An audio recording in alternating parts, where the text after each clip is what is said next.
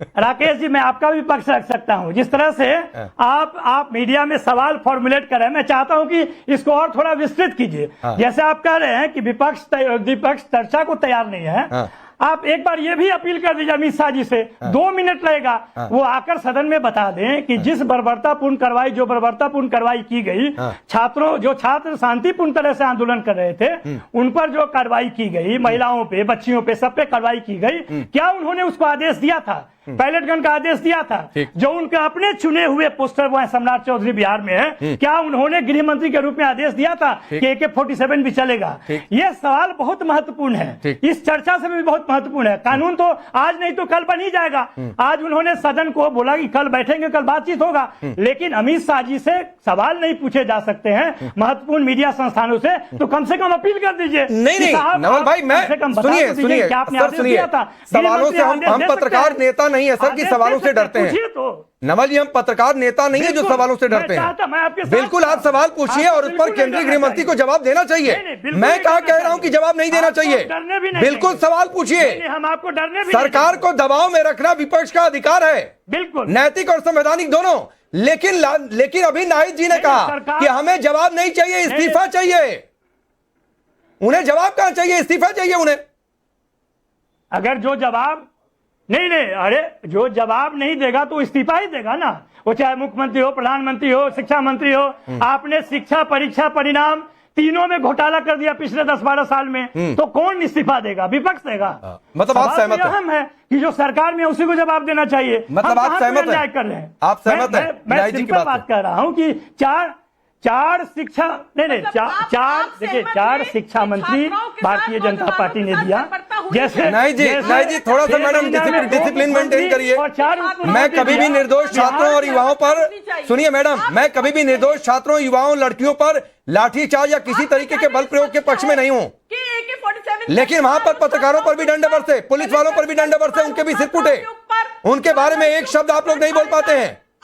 आज आपने कोर्ट को कोर्ट किया, कोर्ट ने यह भी कहा कि अगर आज सामाजिक तत्व घुस जाए तो अलग से निपट लीजिए, यह भी कोर्ट ने कह दिया।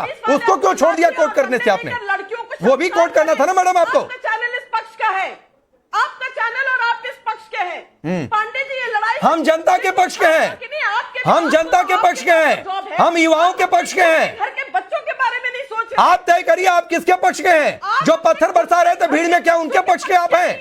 ये आप तय करिए नाहिद जी। ये स्थिति है बीजेपी की, तो ये स्थिति है कि बीजेपी के सांसद के बच्चे उनके साथ नहीं है। सांसद के बच्चे कह रहे हैं कि बहुत सही हुआ कि धर्मेंद्र प्रधान का इस्तीफा हुआ। बीजेपी के, अरे इनके तो अपने जो है यादव परिवार में बच्चे। जरा अनंत विजय जी को लाइए। मैडम आता हूं, रुक जाइए, इसके बाद मैं रतन जी के पास जाऊंगा। अनंत विजय जी, एक इंटेंशन तो दिख गया मैडम, हो गया। सबसे ज्यादा इस डिबेट में अभी तक आपको समय मिला है, तो रुक जाइए, और सबसे कम रतन जी को समय मिला है, और अनंत विजय जी ने बोला भी नहीं है, तो रुक जाइए। अनंत विजय जी, जो क्यों नहीं दिया अभी तक सरकार ने? क्या चीज?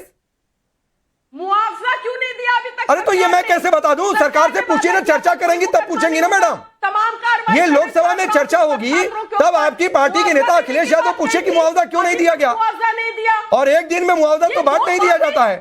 ये आपके सवाल ठीक है, लेकिन उस सवाल का जवाब मैं नहीं दे सकता हूं यहां से। वो अभी तुहिन सिन्हा अगर दे सकते हैं, उनकी कैपेसिटी में होगा तो वो देंगे। अनंत विजय जी, एक इंटेंशन दिख गया कि एक बार सरकार, मैडम रुक जाइए प्लीज, आप भी बोलेंगी मैं भी बोलूंगा, सुनाई नहीं देगा किसी को, ना आपको, ना मुझे, ना जनता को समझ में आएगा। आप जवाब देते रहेंगे एक्सटेम्पोर। मैं जवाब नहीं दे रहा हूं, मैं अगले गेस्ट पर जा रहा हूं। रतन लाल जी अपनी बारी का वेट कर रहे हैं कि मैं दोबारा उनके पास जाऊं। आप किसी को नहीं बोलने दे रही हैं। टोका टोकी करेंगे? टोका टोकी नहीं कर रहा हूं मैडम, सबसे ज्यादा आपको समय मिला है, एक बार क्लिपिंग देख लीजिएगा, और अनइंटरप्टेड। ठीक है, आपका ये सवाल ठीक है, मैं आपके इस सवाल के विरोध में नहीं हूं, बिल्कुल मुआवजा मिलना चाहिए, 100% आपका सवाल ठीक है। अनंत विजय जी, नाहिद लारी जी, झूठ क्यों बोला छात्रों से कि मुकदमे नहीं होंगे? अरे मैडम रुक जाइए, हो गया। अभी तुहिन सिन्हा को टॉस कर दूंगा, मैं कोई सवाल नहीं पूछूंगा। ये सारे सवाल तुहिन सिन्हा के पास जा रहे हैं, और इन सारे सवालों का जवाब तुहिन सिन्हा अनंत विजय के बाद देंगे। लेकिन अनंत विजय जी, एक इंटेंशन दिख गया कि धर्मेंद्र प्रधान का इस्तीफा हुआ, अब सरकार चर्चा नहीं करना है, जितना झुका सकते हैं झुकाना है। अब अमित शाह का इस्तीफा, ये अगली स्ट्रेटजी है विपक्ष की। मुझे लगता है कि ये स्ट्रेटेजी काम कर नहीं पाएगी, क्योंकि जिस प्रकार के बिंदु उठाए जा रहे हैं वो सब बिंदु ठीक है कि भाई पैलेट गन, AK-47, जैसे अभी कह रहे थे नवल भाई की AK-47 चला, ये सब ठीक है, ये इन सबों पर जांच होगी और आएगा। लेकिन मुझे लगता है कि अमित शाह का इस्तीफा, मतलब ये पता नहीं, ये पे बैंड से बाहर की बात है। और दूसरी बात मैं ये कह रहा हूँ कि मैं अभी बहुत ध्यान से सुन रहा हूँ, सब लोग इतने उत्तेजित क्यों हो जाते हैं चर्चा में? भाई बगैर क्रोध के भी तो, जैसे नवल जी अपनी बात कह रहे थे हंसते मुस्कुराते हुए, वैसे ही की जा सकती है। नाहिद लारी खान साहब इतनी गुस्सा क्यों हो जा रही है भाई? अरे आप अपना प्रश्न रखिए। कभी कभी क्रोध होने से अपनी बात जो कम्युनिकेट करना चाहती है वो कम्युनिकेट हो नहीं पाता है। तो दूसरी हो सकता है कि ये लग रहा हो ना कि अगर चर्चा हो जाएगी तो 1992 का जब राजनाथ सिंह ने नकल विरोधी अध्यादेश लागू किया था तो किसने वापस लिया था उत्तर प्रदेश में, ये प्रश्न भी उठेगा। हो सकता है 2014 में अनिल यादव को UPSC में से क्यों हाईकोर्ट के आदेश के बाद हटाना पड़ा था, वो प्रश्न भी उठेगा। तो चूंकि अतीत सारे दलों का दागदार है, कोई भी दल यहाँ बैठ के नैतिकता के हाई पेडेस्टल पर ज्ञान नहीं दे सकता है देश को। मैं अभी प्रोफेसर साहब को सुन रहा था कि इतिहास में इतना पेपर लीक नहीं हुआ। आपने सही कानपुर का भी याद दिलाया, और मुझे लगता है कि बहुत सारे पेपर लीक हुए हैं। तोहिन सिन्हा, लाठीचार्ज, पैलेट गन और AK-47, ये दुश्मन है क्या? पहली बातचीत। राकेश जी, हाँ राकेश जी, आपने एक बात सुनी है कि नहीं कि जो बच्चा रोता है माँ उसी का ध्यान रखती है। तो मुझे तो आपने बीच में रोक दिया, मैंने कुछ बोला नहीं शराफत में, तो आप तुहिन सिन्हा के पास चले गए। अच्छा चलिए सर, 30 सेकंड आप लीजिए। नहीं, अब आप तुहिन नहीं सर, 30 सेकंड और प्लीज सर, नहीं 30 सेकंड और। कल से चर्चा शुरू होगी। जो आप ये बात कह रहे थे कि सबका अतीत आएगा, तो आएगा सबका अतीत।